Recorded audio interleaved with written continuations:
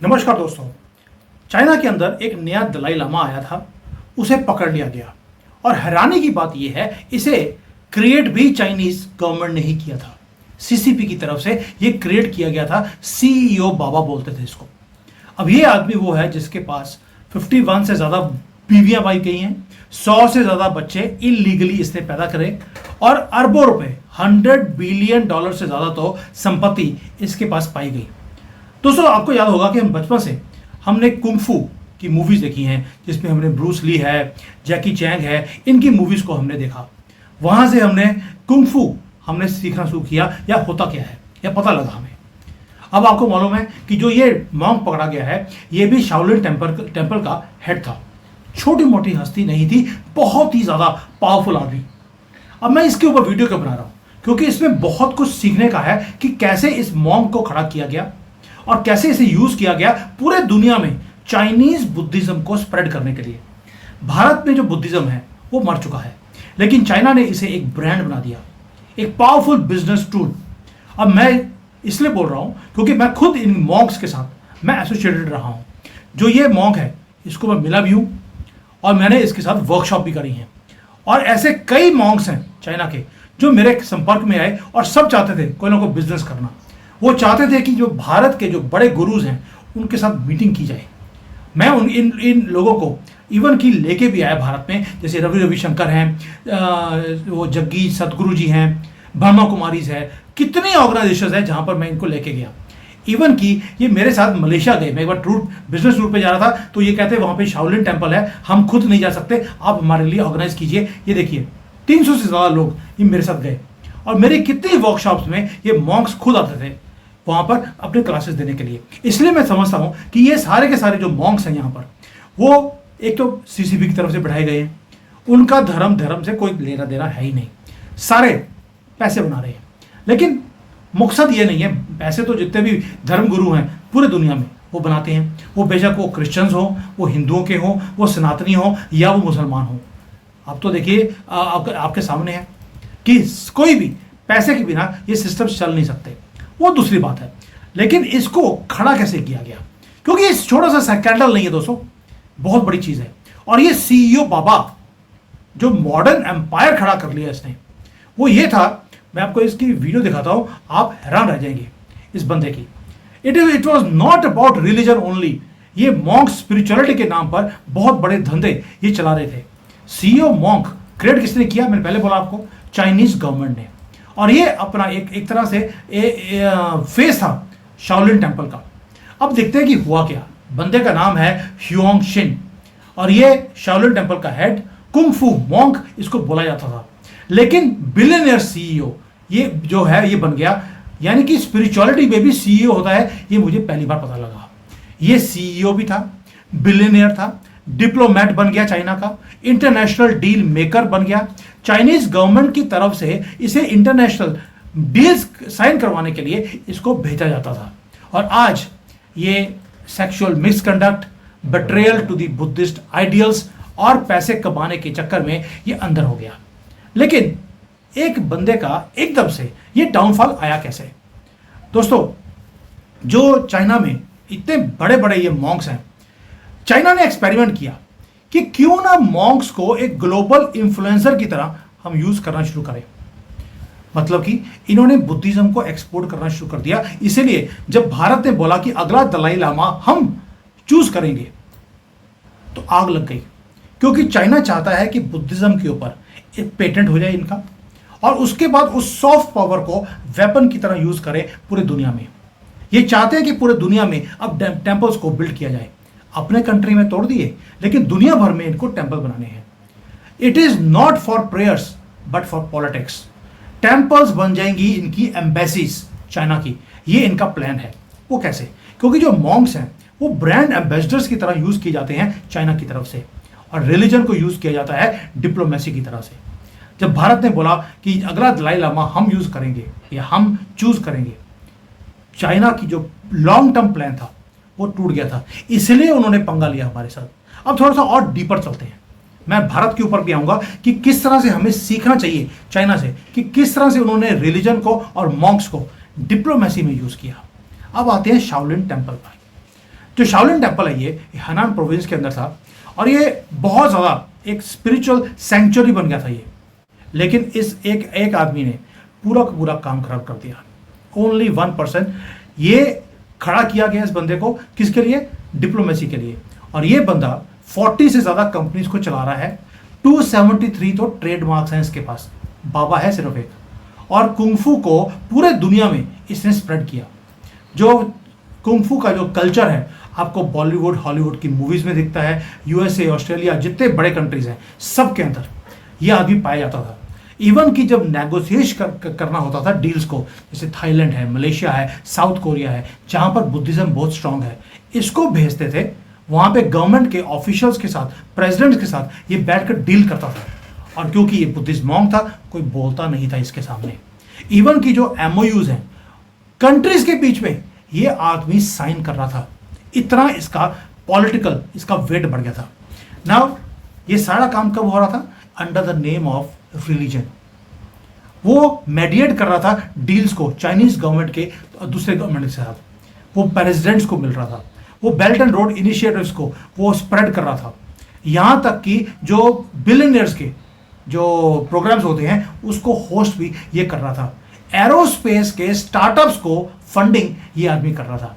यानी कि कोई छोटा मोटा ऑर्डिनरी मॉन्क नहीं था। अब मुझे बताइए जो भारत के मॉन्क्स हैं क्या वो छोटे मोटे मॉन्क्स हैं? अरबों लोग इनको फॉलो करते हैं, लेकिन हम उन्हें सुपर सीईओ मॉन्क की तरह यूज नहीं करते। और ये चाइना का विजन है जो हमारे बाबों से डिफरेंट है। हमारे बाबे तो लगे हैं अपनी ऑर्गेनाइजेशंस को बड़ा करने, जबकि चाइना के जो मॉन्क्स हैं वो चाइना को बढ़ाने के लिए वो काम कर रहे हैं। यानी कि ब्लेंड है ट्रेडिशन का साथ में हाइपर मॉडर्न एक सोच का। यानी कि स्पिरिचुअल फेस है लेकिन स्ट्रेटेजिक स्टेट का काम कर रहे हैं वो लोग।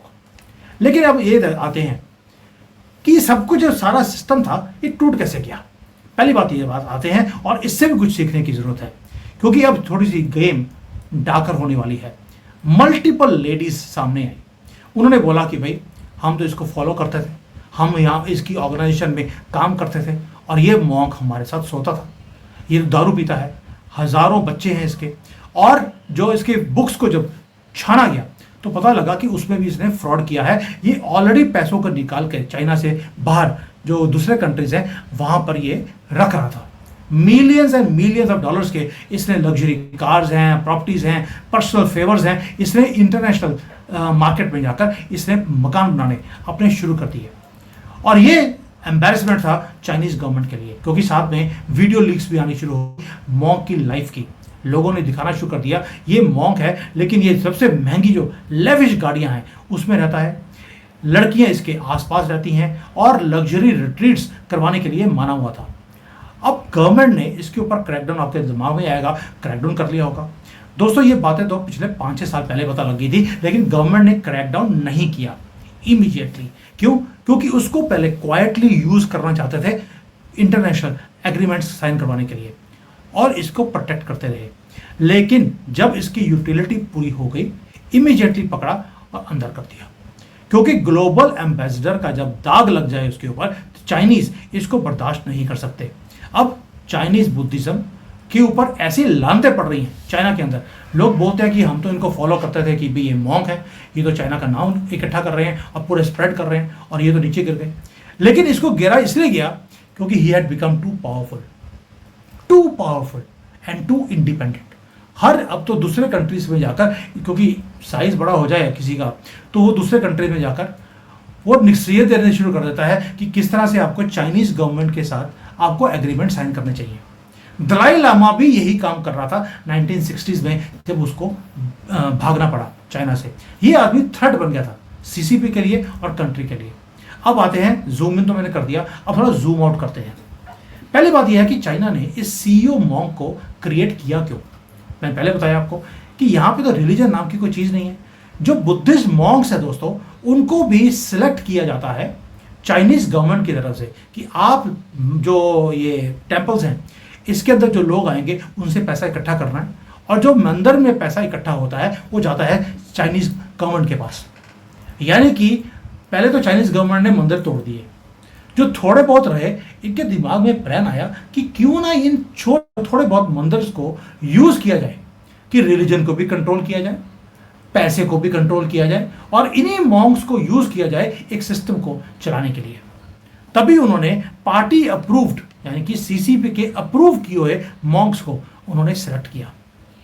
जो स्पिरिचुअल लीडर्स हैं उनके वो सेलेक्ट किए जाते थे जो लॉयल थे, धर्म के साथ नहीं, गवर्नमेंट के साथ। कपड़े तो उनके होते थे मॉन्क वाले, लेकिन वो बात करते थे डिप्लोमेसी की, बिजनेस एजेंट बन गए थे गवर्नमेंट के और जियो पॉलिटिकल एक्टर्स थे ये सारे लोग। अब शाओलिन जो था, जो ये कुंफू सिखाने वाला, ये एक ऐसा कल्चरल एक हेरिटेज बन गया था चाइना का कि इन्होंने पेटेंट कर लिया इसको कि ये कुंफू तो ये चाइना को बिलोंग करता है और इसे स्प्रेड भी करेगा। तो ये स्टेट एक्टर्स जो मॉन्क दिखते हैं उनको यूज किया जाता था। अब मेरा क्वेश्चन आपसे सिंपल ये है जिसके लिए मैं वीडियो बना रहा हूं कि भारत ये स्ट्रैटेजी क्यों नहीं अपनाता? भाई हमारे पास तो यहां पर चार मेजर रिलीजन्स हैं, हंड्रेड्स नहीं थाउजेंड्स ऑफ स्पिरिचुअल मास्टर हैं हमारे पास। हिंदू गुरुज हैं जैसे रविशंकर जी हैं, बाबा रामदेव हैं, सिख हमारे सेंट्स हैं, जैन मॉन्क हैं, बुद्धिस्ट लामा हैं, इवन कि मुसलमानों के कोई ना कोई तो एक आधा निकल ही जाएगा जो ढंग के दिमाग का होगा। यानी कि इतने रिलीजन्स के हमारे पास मास्टर्स हैं, लेकिन हमने कभी इनको ग्लोबल एम्बेसडर्स की तरह हमें यूज ही नहीं किया कि इंडियन कल्चर को स्प्रेड करें और उसको जो बैकिंग हो वो गवर्नमेंट की हो। हमारे जो स्पिरिचुअल लीडर्स हैं वो तो मीडिया में भी आने से पसंद नहीं करते, अगर आते हैं तो अपने क्लासेस करवा रहे होते हैं, लेकिन पॉलिसी मेकिंग में इन मास्टर्स को हम यूज नहीं करते। चाइना ने एक मॉन्क को एक एम्बेसडर की तरह यूज किया पूरे दुनिया में, और हमारे कंट्री में हमारे जो स्पिरिचुअल मास्टर्स हैं उनको हम आइसोलेटेड रखते हैं जियो पॉलिटिक्स से कि यार ये पॉलिटिक्स में आएंगे तो बहुत ज़्यादा ये पावर गेन कर लेंगे। वाई इज इट कि भारत अपने जो सेंट्स हैं, इतने महात्मा लोग हैं, इनको सीईओ की तरह यूज क्यों नहीं करता? हाँ, वो करप्ट नहीं होने चाहिए और वो पॉलिटिकल पॉपेट भी नहीं होने चाहिए, ये मैं मानता हूं। लेकिन मैं क्यों वीडियो बनाया उसका रीजन है, कांग्रेस ने ये काम किया था, बीजेपी ये काम नहीं कर रही। कैसे? आपको याद होगा कि शंकराचार्य, 4 में से 2 तो ऐसे हैं जो मुसलमान थे लेकिन उनको शंकराचार्य बना दिया गया और वो भारत के खिलाफ उसको यूज करती है कांग्रेस। हमेशा उन्होंने क्या दिखाया, वो चादर डाल रहे हैं मस्जिदों में जाकर, क्योंकि खुद मुसलमान थे। मैं नाम नहीं लूंगा लेकिन आप समझते हैं मैं किनका नाम ले रहा हूं। और हमेशा गवर्नमेंट के खिलाफ, जब भी गवर्नमेंट को तरक्की कर रही होती है उसके खिलाफ खड़े हो जाते हैं। राम मंदिर हमने बनाया, आग शंकराचार्य को लगी। क्यों? क्योंकि कांग्रेस ने उनको बिठाया ही इस काम के लिए था कि हिंदुओं को डाउन किया जाए और इंटरनेशनली दिखाया जाए कि हिंदू जो है वो भी चादर चढ़ा रहे हैं मुसलमानों की गंदी सी मस्जिद के ऊपर। ये है कांग्रेस का डिप्लोमेसी, और हमारे जो बीजेपी है उसमें लैग करती है। जो रियल स्पिरिचुअल मास्टर्स हैं उनको ट्रेन कर देना चाहिए डिप्लोमेसी में, लॉ में, इकोनॉमी में, इंटरनेशनल अफेयर्स में। अब सोच के देखिए कि एक स्वामी वो कल्चरल डायलॉग करने जा रहा है यूनाइटेड नेशंस में, कोई जैन मुनि जा रहा है, क्लाइमेट चेंज की बात हो रही है दावोस में, वहां पर सिख गुरु है वो नेगोशिएट करने जा रहा है पीस इनिशिएटिव रशिया और यूक्रेन के बीच में। कैसी रहेगी? और ये फार फेच्ड थॉट नहीं है दोस्तों, ये वैदिक सॉफ्ट पावर है जो चाइना यूज कर रहा है, भारत नहीं कर रहा। हमारे पास तो धरोहर है, चाइना के पास तो सब कुछ टूटा फूटा है, वो भी हमारे से कॉपी किया हुआ। यानी कि हमें रिएक्टिव होने की जरूरत नहीं है, we have to be proactive. जब विजन आपका क्लियर है कि भारत फर्स्ट, तो why not use these people as political envoys plus spiritual envoys also. Spirituality दोस्तों कोई पॉलिटिक्स से अलग नहीं है। मैं इसलिए वीडियो बनाया आपको बताने के लिए कि मैं चाइनीज मॉन्क्स को और इनके सिस्टम को अच्छी तरह से समझता हूं। क्यों? क्योंकि ये हमें यूज करते हैं। मुझे जो मॉन्क है इसने एक ही बात बोली कि मुझे यार भारत के जो बड़े मास्टर्स हैं उनको मिलना है, मैं उनके साथ बैठकर मैं जॉइंट वेंचर करना चाहता हूं कि कैसे उन्होंने इतनी बड़ी बड़ी ऑर्गेनाइजेशंस बना ली, हम भी वैसे बनाना चाहते हैं। मैं भी बेवकूफ़ों की तरह इनको यहां ले आया। ये नहीं पता था कि इन्हें सीसीपी यूज कर रही है to become big masters all over the world.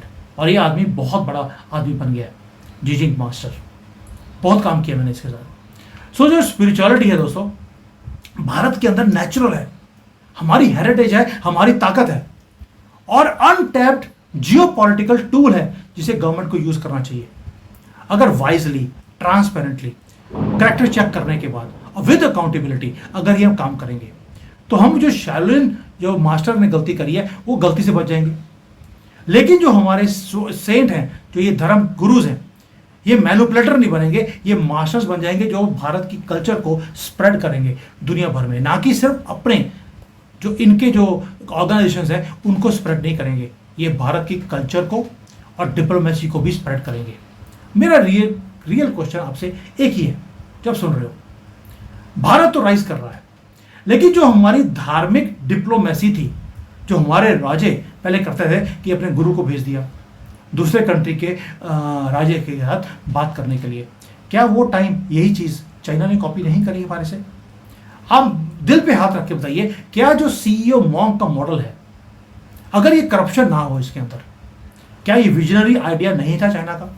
वो गलत चला गया, वो दूसरी बात है, लेकिन भारत को दोबारा से इसको एक प्योर वे से रीलॉन्च करना चाहिए, जहां पर 3 S हों, सत्य हो पीछे, सेवा का भाव हो और शक्ति प्रोडक्शन हमारे मॉन्क्स करें दुनिया भर में जाकर। क्योंकि दुनिया को सिर्फ दोस्तों मॉन्क्स की जरूरत नहीं है, मॉन्क्स तो गली गली में मिल जाते हैं। हमें मास्टर चाहिए जो बिल्ड करें पीस थ्रू पावर, और जो कल्चर को स्प्रेड करे थ्रू कॉन्शियसनेस। और यही जो नेक्स्ट चैप्टर है इंडियन स्पिरिचुअलिटी की अवेकनिंग का, वो उसका आंसर मुझे मिला चाइना के एक मॉन्क से, जिसे इन्होंने सीईओ की तरह यूज किया। मैं एक मॉन्क बोल रहा हूं क्योंकि मैं इसको मिला हूं, लेकिन ऐसे कितने मॉन्क्स हैं जो मैंने पहले बताया, जो यहाँ पे भरे पड़े हैं, जो यही काम कर रहे हैं सिर्फ अपने। लास्ट फोटो को मेरी थी, जो मैं इन्हीं के टेम्पल के अंदर एक वर्कशॉप कर रहा था, 3000 लोग थे उसके अंदर, और ऐसे वर्कशॉप मैं यहाँ पे करता रहा हूँ। लेकिन अभी क्योंकि यहाँ पर बहुत ज़्यादा क्रैकडाउन है, तो मैंने ये वर्कशॉप का काम बंद कर दिया। रीज़न भी कि गवर्नमेंट की नज़र है इन सारे मॉन्क्स के ऊपर, अब वो छोड़ने वाले नहीं है इनको। ये जो मॉन्क पकड़ा गया है, जिसे यूज़ किया पहले गवर्नमेंट ने, अब इसका क्या होगा ये भगवान जाने।